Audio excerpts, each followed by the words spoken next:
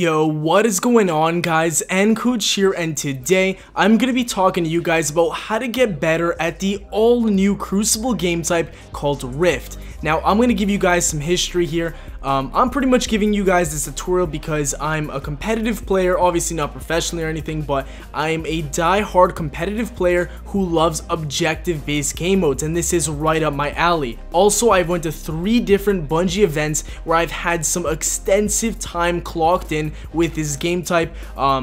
If you count all 3 of them that I've been to, the Red Bull event, the Capture event for the Taken King, and also E3 where we all played Crucible Rift, I have about 12 hours under my belt with this game type, and that's before it even launched for everybody. So I want to give you guys the rundown of all my tips, tricks, everything that you have to do to succeed while playing this game type, because it's going to be competitive and very team based. So for the first thing that I could recommend for you guys to do is get a team. Like I said, this is one of the most objective based game types that has ever come out in Destiny, and it's probably the most competitive one, probably tied with Trials of Osiris. Now obviously you do not need a team to win necessarily, because there's going to be other people that just search up by themselves or with a duo or with 3 people, whatever the case may be. You're not always going to find people that are in 6-man parties. It's the same way with Control, but if you come up versus a 6-man squad in Rift, and for example your team is not a full team, you guys don't have communication, you're gonna lose the game. If you're good and your team's good and the other team, you know, is maybe a little bit less better, they're not as good as you, maybe they're even garbage, honestly, because they have communication, they're going to win the game 9 times out of 10. It just takes that much skill and communication and reliance on your teammates and their callouts, because you're going to need to assign rules for your teammates as well. You know, you're going to have 2 people running that the spark position, 2 people are going to be slaying, you're going to have 2 passive players. There's a lot of stuff that goes into it, but I'll get into that rule stuff in just a second. So first tip, find yourself a decent team. Next thing I want to recommend was something that I was just talking about, and that is assigning roles for your teammates. So if you've gone this far in the video and you've gotten yourself a 6-man team, the next thing you want to do is set up your squad, give them roles, give them things to do in their games. So first thing that you want to do is make sure you have 2 people that are the designated spark runners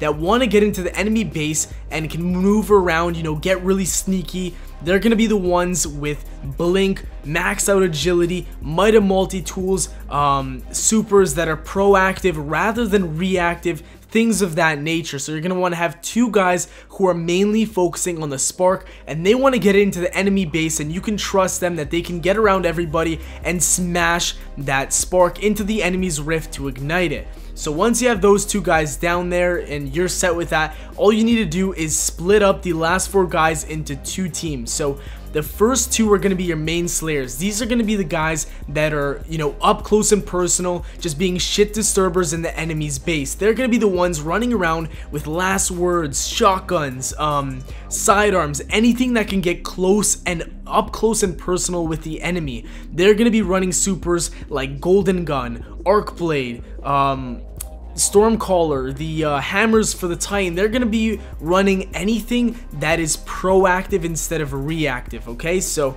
they're going to be the main slayers, just causing all sorts of problems for the enemy inside their own half. So that gives room for, you know, the people behind them, the spark runners, to pick it up and make, you know, get some ground on the enemy. The last 2 people are going to be the passive players, and they're going to be sort of like the anchor, the defensive, the very last wall of defense for your team. They're going to be on the left and right side. They can go to the middle, but they never really should cross over once again. So they should be running stuff like pulse rifles, scout rifles, snipers, and their supers should be things that are reactive. So by that I mean a Nova Bomb, a Fist of Havoc, possibly a Bubble, and obviously the Night Stalker. So things that you can use instantaneously to stop the enemy's push.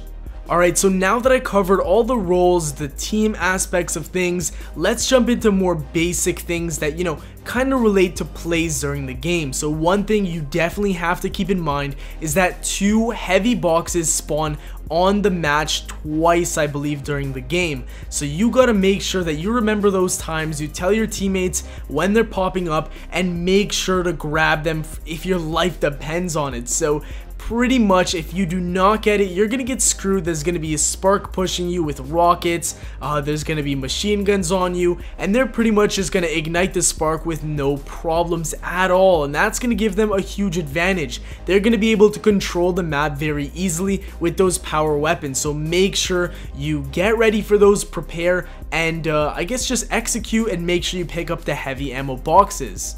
Another important thing that can definitely help you out in Rift is to make sure that you have map control. Now what this means is getting your teammates pushed up and into the enemy base's spawn area, into their buildings, stuff like that, where you can cause problems, make them kind of not really focus on the primary objective, which is the Rift. So do as much as you can to get map control, spread out, but also play with a teammate, between each other.